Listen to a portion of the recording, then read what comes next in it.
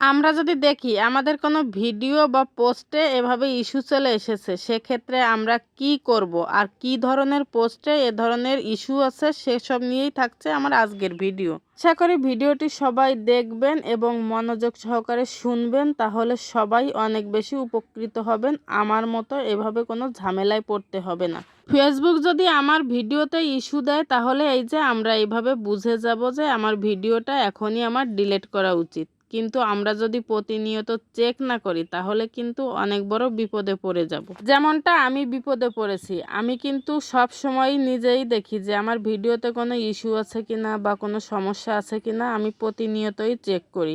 কিন্তু কিছুদিন হয়েছে যে আমি যে পোস্টগুলো করছি এগুলো কিন্তু আমার চেক করা হচ্ছে না।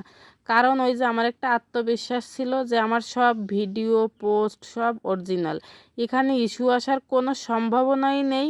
কিন্তু হঠাৎ করে কাল রাতে আমার কেন জানি মনে হলো একটা ভিডিও না, আমি একটা পোস্ট আর কি চেক করলাম। চেক করে দেখতে পারি ফেসবুক সেটাতে ইস্যু ধরিয়ে দিয়েছে। যেহেতু আমার ভিডিও পোস্ট অরিজিনাল, তাই আমি তেমন একটা চেক করি না। কিন্তু এই চেক না করাটাই হয়েছে আমার জন্য ভুল। একটা চেক করার পর আমার যখন খুব খারাপ লাগছে, আমি বারবার অন্যগুলো চেক করতে থাকি। আমি দেখি একাধারে আমার অনেকগুলো পোস্টে এভাবে ইস্যু ধরে দিয়েছে ফেসবুক। এখন আমার কি অবস্থা হতে পারে বলেন? আমি তো সারা রাতে ঘুমাতেও পারিনি।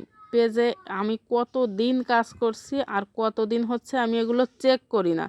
এখন এগুলো ডিলিট করতে আমার কত কষ্ট হবে এবং ডিলিট করলে আমার পেজের অবস্থা কি হবে একবার ভেবে দেখেন আপনারা। আবার ডিলিট না করলে তো পেজের অবস্থা একেবারেই খারাপ, সেটআপ আসবে না। তাই ডিলিট তো অবশ্যই করা লাগে।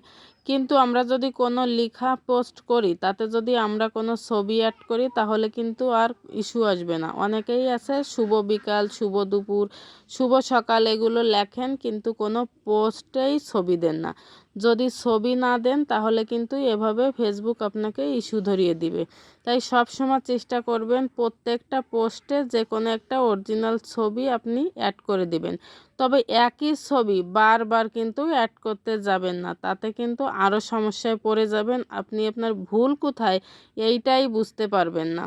যেমন আমার ক্ষেত্রেও হয়েছে, তো আমার ক্ষেত্রে হয়েছে জন্যই আমি আপনাদের সাথে এটা আমি শেয়ার করলাম।